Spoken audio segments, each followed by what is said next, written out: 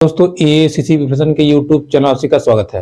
दोस्तों हम लोग सी टेट मैथमेटिक्स यानी कि सी टेट गणित जो कि हमारा कक्षा 1 से 5 और 6 से 8 तक का सिलेबस है उसको हम लोगों ने पढ़ना प्रारंभ किया था। वीडियो थोड़ा लेट हो जा रही है, फिर भी हम ट्राई करेंगे आपका एग्जाम से पहले आप ये सिलेबस खत्म कर दें। देखिए अब तक हम लोगों ने पहला जो चैप्टर है संख्या पद्धति उसके बारे में पढ़ना प्रारंभ किया। मैंने आपको संख्याएं बताई, संख्याओं के साथ साथ मैंने आपको संख्याओं के प्रकार जैसे कि धनात्मक संख्याएं, ऋणात्मक संख्याएं और पूर्ण संख्याएं, पूर्णांक संख्याएं, इनके विषय में थोड़ी बहुत जानकारी दी। फिर हमने पूर्ववर्ती, अनुवर्ती, बढ़ता क्रम, घटता क्रम तथा रोमन प्रणाली इसके विषय हमने सीखा। रोमन संख्याओं को निकालने के विषय में मैंने आपको पिछली वीडियो में बताया था। अब हम लोग उसके आगे आज की क्लास में कंटिन्यू करते हैं। ठीक है, चलिए देखिए संख्या पद्धति जो कि आपका अगर आप सिलेबस देखेंगे तो आपको 4-5 टॉपिक दिया गया है। ठीक है, 4-5 टॉपिक मतलब संख्याओं को जानना, संख्याओं को गिनना, संख्याओं का खेल, संख्याओं से व्यापार, यानी तमाम प्रकार के टॉपिक आपको उसमें दिए गए हैं जिसको हम लोग कंबाइंड रूम में इसी क्लास में कंप्लीट कर लेंगे। ठीक है, अपनी क्लास को हम आगे बढ़ाते हैं और कुछ जो टर्म्स है उसको समझते हैं। देखिए पहली चीज आपको एग्जाम में या कभी कभी पूछ लेता है सम संख्या या विषम संख्या। देखिए सम संख्या विषम संख्या बहुत सिंपल है, बचपन से आप पढ़ते हुए आ रहे होंगे या आपने जो मान लीजिए मैथ बैकग्राउंड के नहीं है, जिन्होंने कभी नहीं सीखा है तो हम सिंपल आपको बता देते हैं। देखिए सम संख्या वो जो 2 से कट जाए, सिंपल, बस केवल 2 से जो कट जाए, और विषम संख्या वो जो 2 से ना कटे, भाई जो ना कटे। ठीक है, किससे ना कटे? 2 से, जो 2 से ना कटे। क्लियर? अब जैसे मान लीजिए हमारे पास संख्या आ जाती है ये, अब हम कहेंगे यार 2 को काटने में तो बहुत टाइम लगेगा, अब चले हम 2 से भाग दें, फिर अंतिम में देखें कटा कि नहीं कटा, बहुत टाइम चला जाएगा। कोई बात नहीं, इसका सिंपल सोल्यूशन क्या है? देखिए केवल आप आखिरी नंबर देखिए, अगर ये 2 से कट गया तो ये संख्या 2 से कट जाएगी, अर्थात ये क्या होगी? सम संख्या। और अगर ये 2 से नहीं कटा तो ये सम संख्या नहीं होगी। जैसे 7, ये बताइए 2 के पहाड़ा में 7 आता है? नहीं आता। 2 तिया 6, 2 चौके 8, ज्यादा हो गया। इसका मतलब ये क्या है? ये एक विषम संख्या है। क्या है? विषम संख्या है। क्लियर?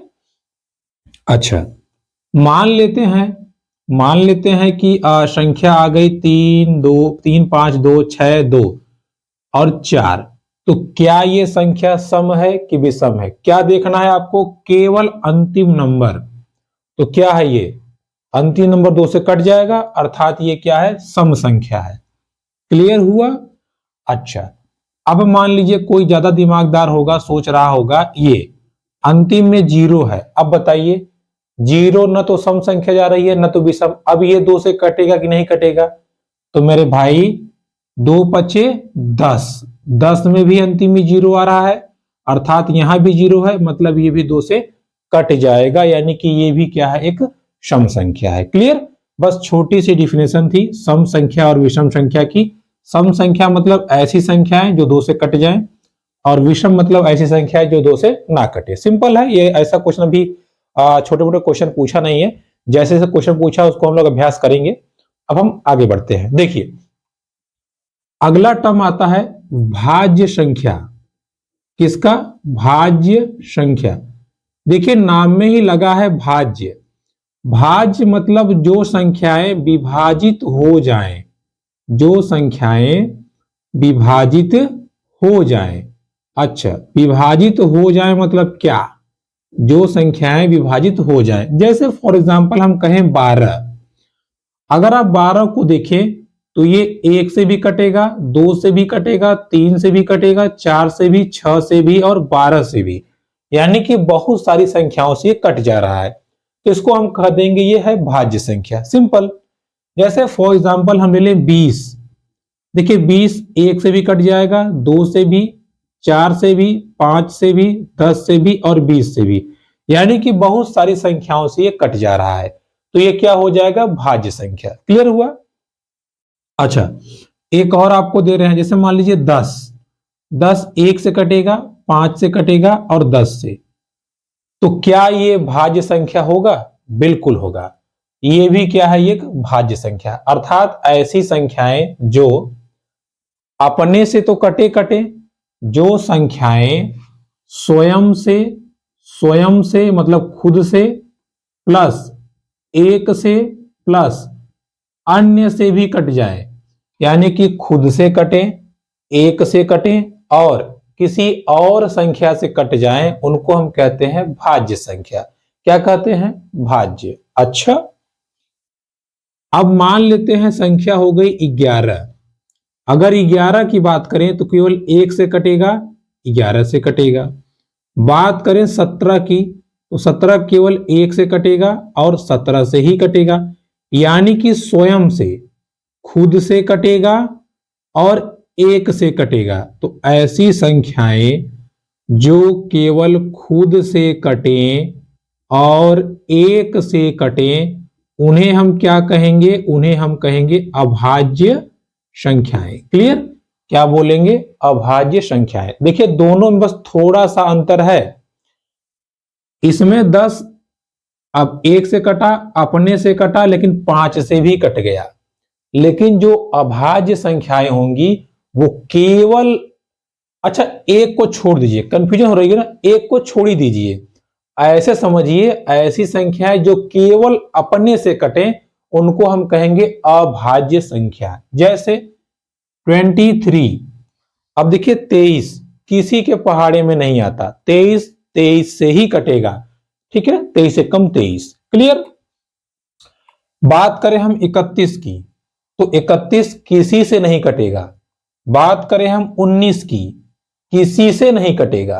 तो ऐसी संख्याएं जो केवल खुद से कटे, अगर एक बोलना चाहते हैं आप तो बोल दीजिए, जो खुद से कटे और 1 से कटे उन्हें हम क्या कहते हैं? उन्हें हम कहते हैं अभाज्य संख्या।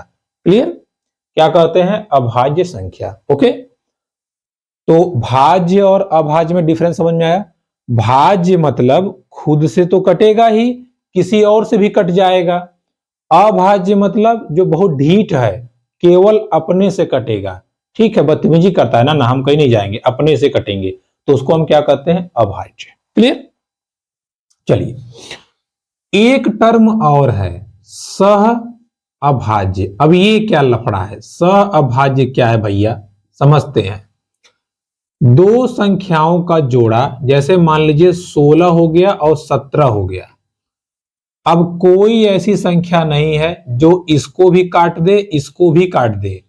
तो ऐसी संख्याओं का जोड़ा जो 1 से कटे, केवल 1 से कटे, उसको हम क्या कहते हैं? सह अभाज्य संख्याएं। ठीक है, सह अभाज्य संख्याएं।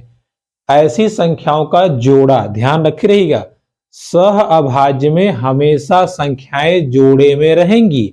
ऐसी संख्याएं जो केवल खुद से न कटे, न किसी और से कटे, केवल 1 से कटे। जैसे 16 की बात करें, 2 से कट जाएगा लेकिन 17 नहीं कटेगा, 4 से कट जाएगा लेकिन 17 नहीं कटेगा, 8 से कट जाएगा लेकिन 17 नहीं कटेगा। तो ये क्या हुई? ये हुई सह अभाज्य संख्याएं। जैसे हम बात करें 36 और 6 की, तो ये सह अभाज्य नहीं होंगे, क्योंकि 2 से ये भी कट जाएगा, ये भी कट जाएगा। हमें केवल ऐसा देखना है जो केवल और केवल 1 से कटे। जैसे 13 और 15, देखिए 13 किसी से नहीं कटेगा, केवल कटेगा 13 से और 1 से। 5 की बात करें तो 3 से कटेगा, 5 से 15 की, और 15 से कटेगा। लेकिन हमें केवल ऐसा ढूंढना है जो केवल 1 से कटे। ये सब का कोई काम नहीं है, तो ये सह अभाज्य नहीं होगा। हाँ, सह अभाज्य, अब इसकी बात करें, देखिए ये केवल 1 से कट रहा है, ये भी 1 से कट रहा है। अगर दोनों को एक साथ लेंगे तो ये दोनों क्या हुए? सह अभाज्य। ठीक है, जब दो संख्याएं केवल 1 से कटेंगी तो उसको हम कहेंगे सहभाज्य। क्लियर? तो आपने भाज्य, सहभाज्य, भाज्य देख लिया। ठीक है, चलिए इस टर्म को हमने समझ लिया। अब हम आगे बढ़ते हैं और अच्छी चीजों को सीखते हैं। देखिए, एक आजकल नया आपसे पूछ रहा है, टर्म निकला है परफेक्ट नंबर। परफेक्ट संख्या क्या है? परफेक्ट नंबर देखिए परफेक्ट नंबर को हम आपको समझाते हैं।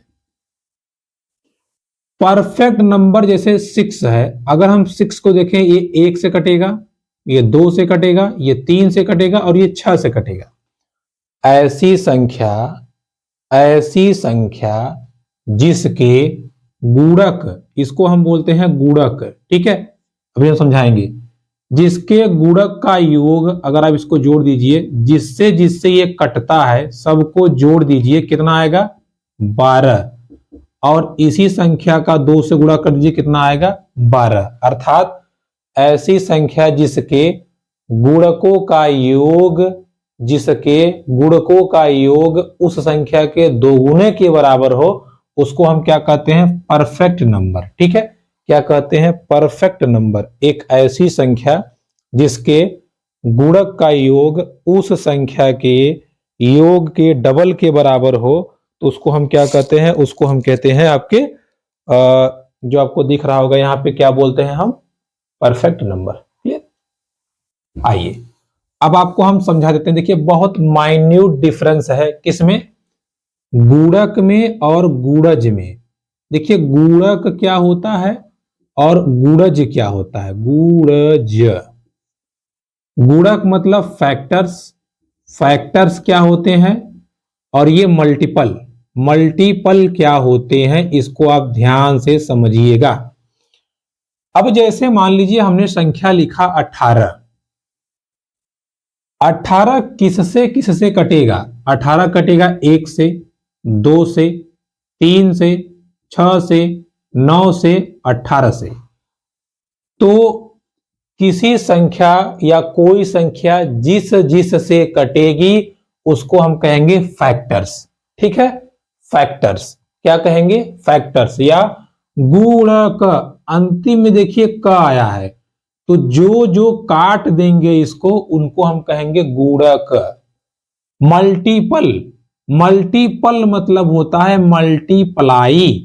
18 का 1 से 18, 18 का 2 से 36, 18 का 3 से 54, ऐसे ही हम बहुत आगे तक लेके चले जाएंगे। अर्थात किसी संख्या का पहाड़ा या किसी संख्या में मल्टीप्लाई क्या कहलाता है, मल्टीपल्स।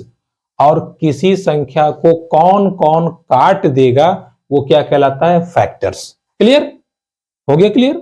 जैसे एग्जांपल के लिए आपको समझाएं हम 20, अगर हम कहें 20 1 से कटता है, 2 से कटता है, 4 से, 5 से, 10 से और 20 से, और हम कह दें 20, 40, 60, 80, तो आप हमको बताइए कि इनमें और इनमें फैक्टर कौन है, तो आप कहेंगे ये है फैक्टर। क्लियर। और मल्टीपल कौन है, ये पढ़वा वाला क्या है, मल्टीपल। क्या है, मल्टीपल। क्लियर। मल्टीपल मतलब पहाड़ा, मल्टीप्लाई करना है 1 से 2 से 3 से 4 से 5 से। फैक्टर मतलब उसी संख्या को फाड़ डालिए, इस संख्या को फाड़ दीजिए, किससे किससे कटता है आपको क्लियर हो जाएगा। क्लियर। तो गुणक और गुणज दोनों में डिफरेंस बहुत माइन्यूट डिफरेंस है, ध्यान समझिएगा। आपसे कहेगा कि इसका मल्टीपल क्या है, इसका गुणक क्या है, इसका फैक्टर क्या है, तो वहां कंफ्यूज मत होइएगा, ठीक है। चलिए हम आपको एक समझाते हैं, जो एग्जाम में जैसे क्वेश्चन पूछा गया है उसको आपको दिखाते हैं बता के, देखिए समझिएगा। एग्जाम प्रश्न पूछा कि 20 और 30 में कॉमन फैक्टर क्या है, कॉमन फैक्टर क्या है, कैसे निकालेंगे। पहले 20 का फैक्टर बताइए। फैक्टर मतलब किस किस से ये कट जाएगा, 1 से कटेगा, 2 से कटेगा, 4 से, 5 से, 10 से और 20 से। 30 की बात करें, 1 से कटेगा, 2 से कटेगा, 3 से कटेगा, और 3 के बाद में ये कटेगा आपका 6 से, 6 के बाद आपका 10 से, और 10 के बाद 30 से, 15 से और 30 से। अब आपसे अगर पूछ लिया इसके कॉमन गुणक बताइए, गुणक क बताइए। देखिए कॉमन क्या होंगे, 1 हो जाएगा, 2 हो जाएगा, 2 के बाद 3 नहीं है, 4 नहीं है, 5 नहीं है, 6 नहीं है, 10 हो जाएगा। ठीक है, तो इसके कॉमन फैक्टर क्या हो जाएंगे, 1 2 10। अर्थात 1 से दोनों कटेंगे, 2 से भी दोनों कटेंगे, 10 से भी दोनों कटेंगे। सेम चीज आपको मल्टीपल में कर देना है। जैसे हम कह दें अगर 4 और 6 के मल्टीपल बताइए कॉमन। तो 4 का पहाड़ा लिखिए 4, 8, 12, 16, 20, 24, 28, 32, 36, ऐसे 6 का लिखेंगे 6, 12, 18, 24, 30, ऐसे ही। अब देखिए कॉमन कौन कौन है, 12 है कॉमन, आप देख पा रहे होंगे। 12 के बाद में 24 कॉमन है। ऐसे ही जब आगे जाएंगे तो आपका 36 भी कॉमन मिल जाएगा। तो जब आपसे कहेगा कि इसके कॉमन फैक्टर या इसके कॉमन मल्टीपल बताइए, तो ऐसे आप लिख करके दोनों में से छांट सकते हैं। क्लियर? चलिए, तो ये बात हो गई गुणक की, गुणक और गुणज की। अब देखिए नंबर सिस्टम का आखिरी टॉपिक चल रहा है। इसके बाद में नंबर सिस्टम का सारा लफड़ा खत्म हो जाएगा, केवल प्रैक्टिस प्रैक्टिस प्रैक्टिस रह जाएगी। ठीक है, आपको बार बार बता रहे हैं, छोटी से छोटी संख्या भी पूछ लेता है, बड़ी से बड़ी संख्या भी पूछ लेता है। इकाई दहाई के सवाल हर साल एक दो पूछ रहा है। अभी हम आपको कुछ प्रैक्टिस कराएंगे तो आपको अंदाजा हो जाएगा कि क्या हो रहा है। ठीक है, तो क्योंकि क्लास में टाइम नहीं बचेगा, हो सकता हो कि प्रैक्टिस के लिए तो हम एक थोड़ा बहुत प्रैक्टिस भी आपको करा देंगे। उससे पहले हम टॉपिक को समझ लेते हैं, पढ़ लेते हैं। देखिए, अब आप हमारा टॉपिक आता है प्लेइंग विथ नंबर्स। ये टॉपिक है playing with number, NCERT book का। अब ये प्लेइंग विथ नंबर क्या है समझते हैं। प्लेइंग विथ नंबर मतलब डिविजिबिलिटी रूल। डिविजिबिलिटी रूल मतलब क्या? विभाजन का नियम। जैसे विभाजन के नियम को हम समझते हैं, कैसे समझते हैं देखिए। विभाजन के नियम, ध्यान समझिएगा, इसका बहुत जरूरत पड़ेगी आपको। देखिए, कोई संख्या 2 से कटेगी तो क्या नियम है, 3 से कटेगी तो क्या नियम है, 4 से कटेगी तो क्या नियम है, 5 से, 6 से। चलिए इतना समझते हैं पहले। देखिए, किसी भी संख्या के अंतिम में, किसी भी संख्या के अंतिम में, या छोड़िए, जो 2 के पहाड़ा में आ जाए, 2 का पहाड़ा आप पढ़ दीजिए। जो संख्या आ जाएगी आखिरी अंक, अंतिम अंक, वो किससे कटेगा?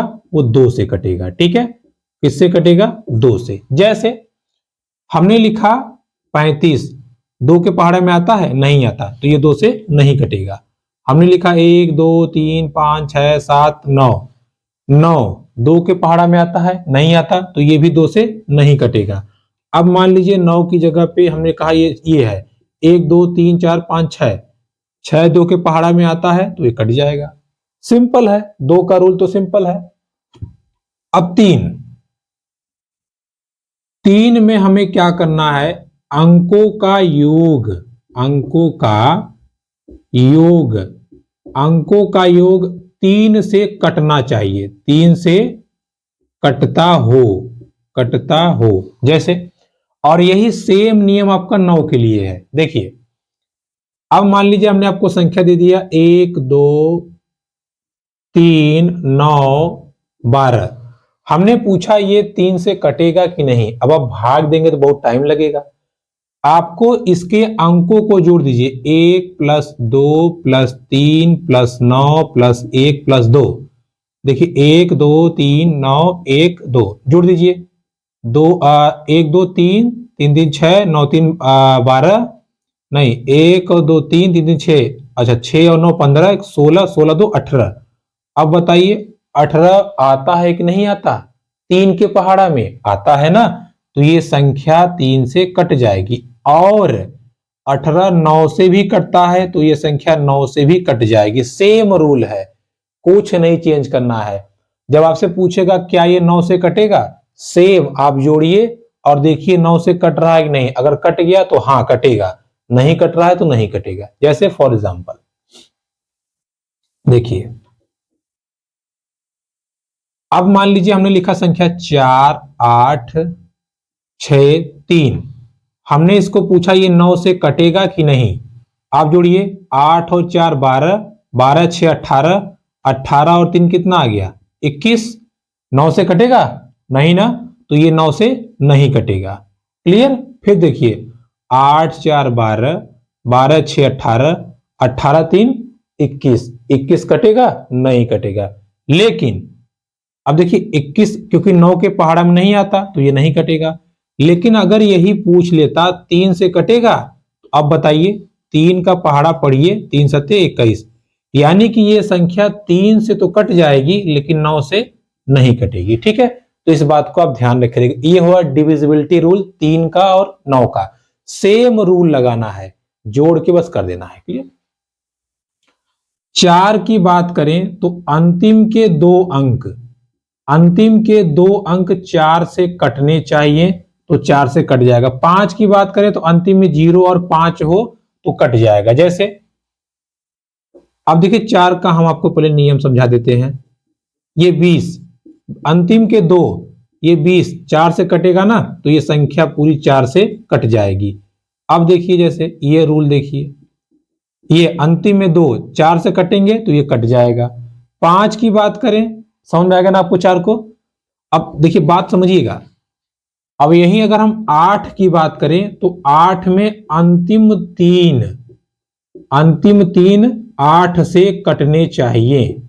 बात को समझिएगा। देखिए जैसे हमने लिखा 4 2 3 6 2, अब मान लीजिए हमने लिखा कि 3 और 5 1 2, हमने कहा पहले बताइए 4 से कटेगा। आप देखिए अंतिम 2 अंक 4 से कट जाएंगे, मतलब ये 4 से कट जाएगा। अब हमें चेक करना है 8 से कटेगा कि नहीं। 8 से कटने के लिए अंतिम के 3 अंक 8 से कटने चाहिए, तो 3 अंक कितना है 512। 512 को 8 से काटिए, देखिए 8 छक्के 48, कितना बचा 3, 8 चौके 32, कट गया ना, अर्थात ये संख्या भी 8 से कट जाएगी। क्लियर। तो 8 का रूल और 4 का रूल एक जैसा ही है, बस थोड़ा सा अंतर है। ठीक है। 5 का आपको बता ही दिए, हर संख्या में आपको देखना है अंतिम में 5 है तो कट जाएगा, अंतिम में 0 है तो कट जाएगा बस। 6 का रूल ये है कि जो संख्या 2 और 3 दोनों से कटेगी, यानी कि 2 का रूल भी वहां लगाइए, 3 का रूल भी लगाइए।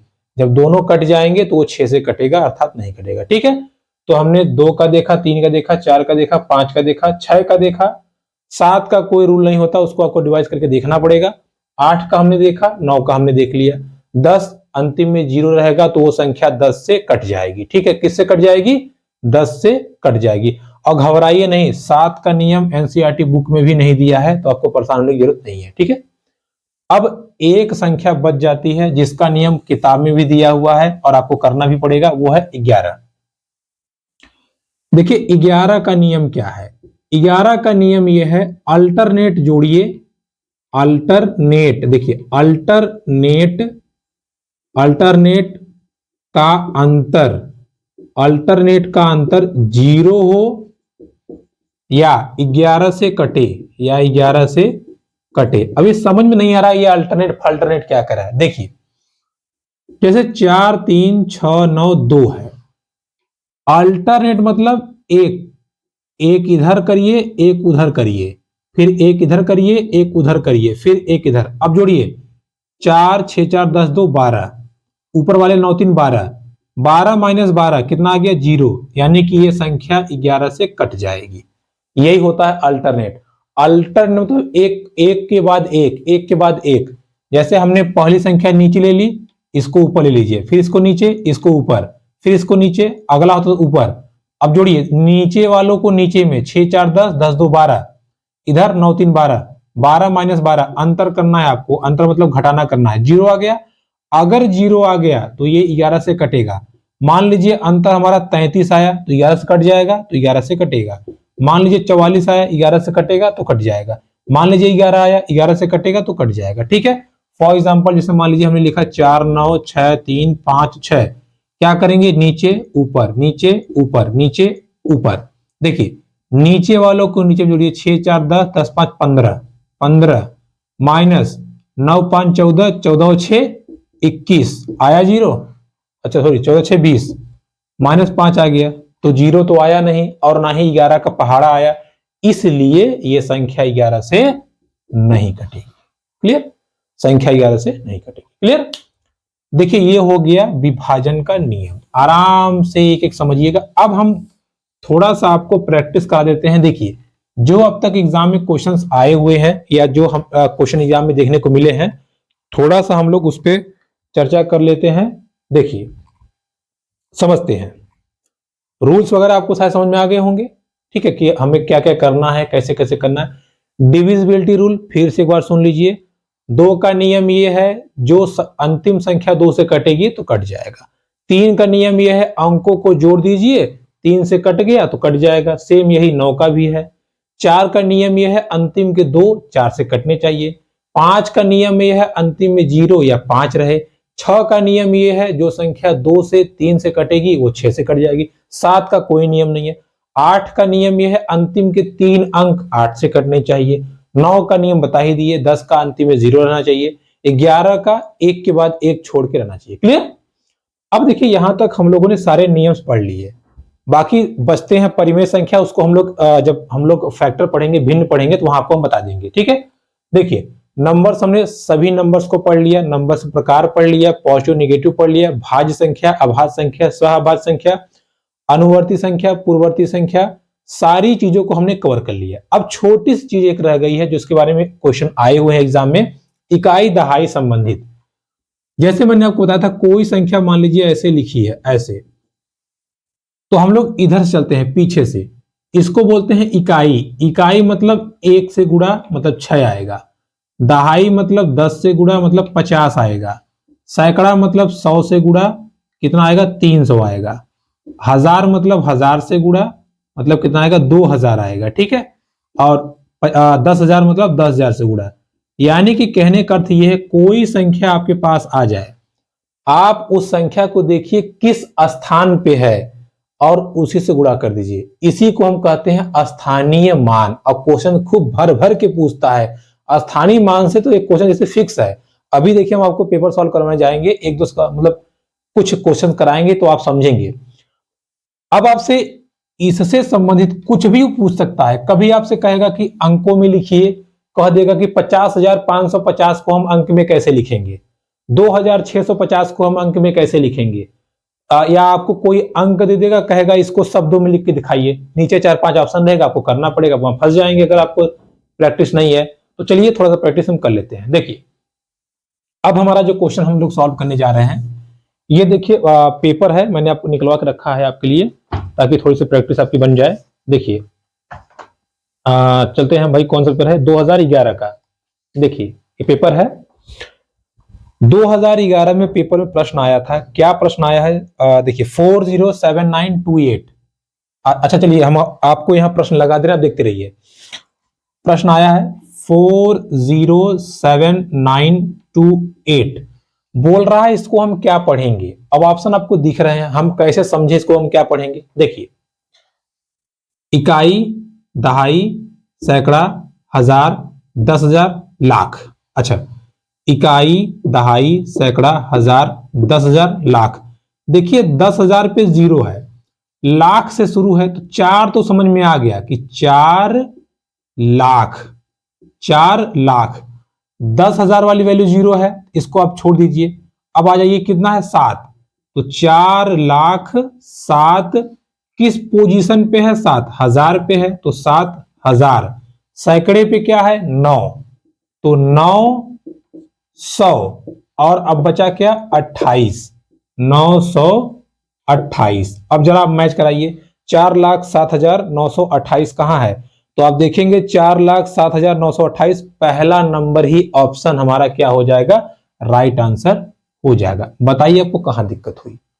अगर आपको इकाई दहाई आता है तो सिंपली आप क्वेश्चन कर ले जाएंगे। ये 2011 का क्वेश्चन पूछा हुआ है, अगर आप चाहें तो पेपर निकलवा के आप देख सकते हैं। क्लियर हो जाएगा। चलिए आगे के प्रश्न को और थोड़ा सा हम और अभ्यास कर लेते हैं, फिर हम आपको बताते हैं और क्वेश्चन। ठीक है, चलिए। तो ये क्वेश्चन कब का हो गया, 2011 का क्वेश्चन। चलिए अगला क्वेश्चन देखते हैं हम लोग। अब देखिए अगला जो पेपर है मेरे हाथ में, हर साल आपको मिलेगा, ये आया हुआ है 2012 में। क्या लिखा है, सवाल देखिए आप लोगों को लिखा है, निम्नलिखित में से कौन सा सही है। क्या सही है भाई, पहला नंबर ऑप्शन, 1000 के पूर्ववर्ती का पूर्ववर्ती। देखिए 2 बार आपको कंफ्यूज किया है, कह रहा है कि 1000 का पूर्ववर्ती, फिर इसका भी पूर्ववर्ती, 2 बार 1000 का पूर्ववर्ती का पूर्ववर्ती। तो एक बात बताइए, पूर्ववर्ती मतलब मैंने बताया था एक कम, तो 1000 का एक कम कितना हो गया 999, लेकिन कह रहा है इसका भी पूर्ववर्ती, तो कितना हो जाएगा 998। ठीक है, 998।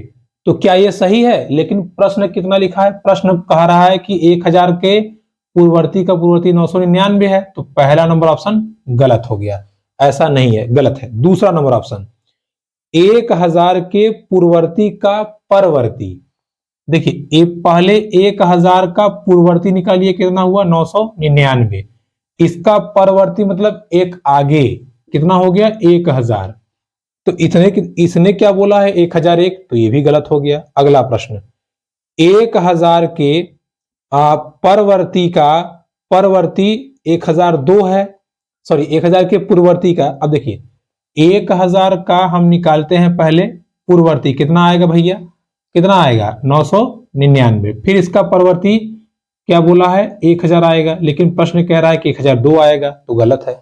लास्ट ऑप्शन 1000 के परवर्ती, परवर्ती मतलब एक बढ़ा दीजिए, 1000 का परवर्ती कितना हो गया 1001, फिर कह रहा है कि इसका पूर्ववर्ती 1000 है, बिल्कुल है, तो ये आपका यही ऑप्शन सही हो जाएगा। ठीक है, कंफ्यूज किया है परवर्ती पूर्ववर्ती परवर्ती, तो ध्यान से थोड़ा सा आंसर आपका आ जाएगा, तो इसका सही उत्तर हो जाएगा ऑप्शन नंबर डी।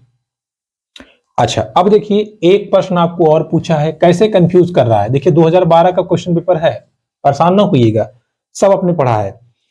कह रहा है कि 19,000 19 सैकड़े और 19 इकाई के बराबर है। अच्छा, कोई बात नहीं बेटा, तुम देखो हम कैसे करते हैं, 19,000 19 सैकड़ा 19 सैकड़ा और 19 इकाई, इसके बराबर क्या होगा। बात को समझिए, मैंने क्या बताया था, 1000 मतलब 1000 से गुणा कर दीजिए, तो 19,000 का गुणा करेंगे तो 1000 का ये आएगा, फिर 19 सैकड़ा बोला है, सैकड़ा मतलब 100 से गुणा कर दीजिए, तो 19,100 आएगा।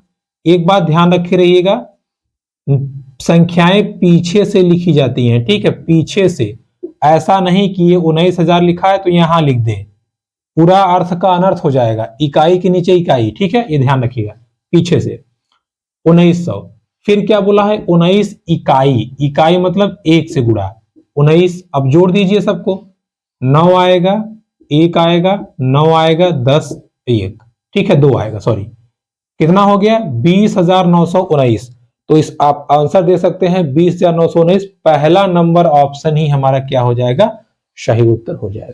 तो ऐसे भी आपसे पूछता है, कहेगा कि 12,1212 को कैसे लिखें, 50,525 को कैसे लिखें, 2,350 को कैसे लिखें, तो कुछ नहीं करना है, बस अपना दिमाग एकदम ठंडा रखिए, इकाई में 1 से गुणा, दहाई में 10 से, सैकड़े में 100 से, हजार में 1000 से करके निकाल ली जाइए। ठीक है, तो ये कौन सा प्रश्न था, ये प्रश्न था आपका 2012 का। ठीक है, संख्या पद्धति संबंधित 2012 का प्रश्न पत्र। क्लियर, चलिए अब देखिए, लगातार पूछा है, एकदम लगातार पूछा है 2013 में। देखिए हर सेक्शन में आपको एक क्वेश्चन पूछ रहा है, तो आप तैयार रहिए एकदम, क्वेश्चन आपको आएगा तो कर लीजिए। क्या बोल रहा है, क्वेश्चन आपको दिख रहा होगा, बोल रहा है कि संख्या 1 2 3 4 5 में 3 के स्थानीय और अंकित मान, अच्छा 1 2 3 4 और 5 का स्थानीय मान, पहले बताइए 3 का स्थानीय मान क्या होगा, फिर अंकित, अंकित मतलब होता है जाति मान। ठीक है, स्थानीय मान किस जगह पे है, इकाई, दहाई, सैकड़े, सैकड़े पे है ना, सैकड़े पे, तो स्थानीय मान को हम सैकड़े से गुणा कर देंगे, कितना आएगा 300। फिर से सुन लीजिए, स्थानीय मान मतलब जिस स्थान पे रहेगा उतने से गुणा, इकाई पे है तो 1 से, दहाई पे है 10 से, सैकड़े पे तो सैकड़े से। क्लियर, कितना हो गया 300। अंकित मान कितना होगा, ये कभी जिंदगी में नहीं बदलता, अंकित मान 3 ही होगा। क्या बोला है, अंतर, अंतर मतलब घटाना है, 300 में से 3 घटा दीजिए, 297 आएगा आपका सही उत्तर, जो कि इसमें आपका हो जाएगा option number B, option number B आपका सही उत्तर हो जाएगा। क्लियर, कहां दिक्कत हुई बताइए, कहां दिक्कत हुई, हलवा ही तो है, जैसे है बस चेप देंगे हम लोग वैसे ही और हमारा काम हो जाएगा। क्लियर, और हाँ ये देखिए, इसमें तो 2-3 क्वेश्चन पूछा है। अच्छा देखिए कैसे कंफ्यूज किया है, एक प्रश्न और देख लीजिए, 1-2 प्रश्न देखिए। आपसे कहा है कि 11 इकाई, 11 इकाई का मतलब है 1 से गुणा 11। क्या बोला है फिर? 11 दहाई, 11 दहाई मतलब 10 से गुणा, कितना आया? 110। फिर क्या बोला है? 11 सैकड़े के बराबर है, 11 सैकड़ा मतलब 100 से गुणा, तो 100 से गुणा करके अब कहा है इसके बराबर है, जोड़ देंगे। 1 आया, 2 आया, 2 आया, 1, 1221। इस प्रश्न का सही उत्तर हो जाएगा, आप देख सकते हैं कौन सा ऑप्शन है आपका भैया, ऑप्शन नंबर 3। ऑप्शन नंबर 3 या सी इसका सही उत्तर हो जाएगा। सिंपल, जैसे पूछा है वैसे हम कर देंगे, क्या दिक्कत है बताइए। चलिए आगे बढ़ते हैं। तो ये प्रश्न पत्र था 2013 का, ठीक है, 2013 का। चलिए और आपको समझाते हैं हम। देखिए देखिए पेपर हमने सब निकलवा रखा है आपके लिए। 2014, अब 2014 में क्या प्रश्न आया है आपको दिख रहा होगा।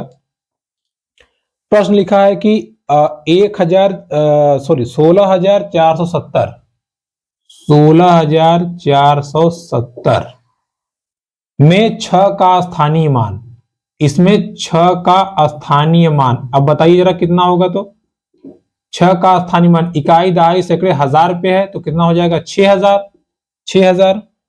इसमें से हमें माइनस करना है, किसको माइनस करना है? 7,605 में, 7,605 में 6 के स्थानीय मान से, 6 का स्थानीय मान, इसको माइनस करना है। तो इसमें इसका स्थानीय मान कितना हो जाएगा? 600, सैकड़े पर है ना, तो 600। अब पूछ रहा है ये बराबर है किसके बराबर? 6 गुणे यहां पे हमें लाना है। पहले हम इसको माइनस कर लेते हैं, देख लेते हैं कितना आता है। देखिए तो 6,000 में से 600 माइनस करेंगे तो आपका आएगा 5,400। 5,400 बराबर है 6 गुणे, यहां कुछ मान लीजिए हम मान लेते हैं x, हमें x की वैल्यू निकालनी है। यहां ये गुणे में है, उधर जाएगा तो भाग में हो जाएगा। 5400/6 बराबर x, x और कितना आ जाएगा? 900। तो इस प्रश्न का सही उत्तर क्या हो जाएगा? 900। ठीक है, ऑप्शन नंबर 2, इस प्रश्न का सही उत्तर क्या हो जाएगा? 900। क्लियर? चलिए ये आपका यहाँ पे पूरा हो जाता है। ये हो गया 2014 का प्रश्न पत्र पेपर था। आगे देखते हैं हम लोग, कुछ और पेपर को सॉल्व करने का प्रयास करते हैं। ये कौन सा सेट है भाई?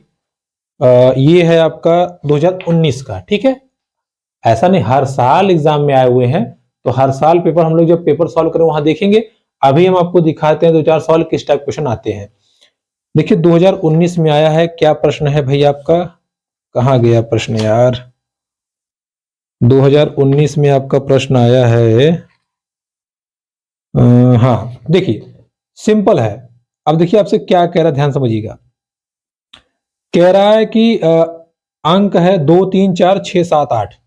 देखिए 2 3 4 6 7 8, यही है।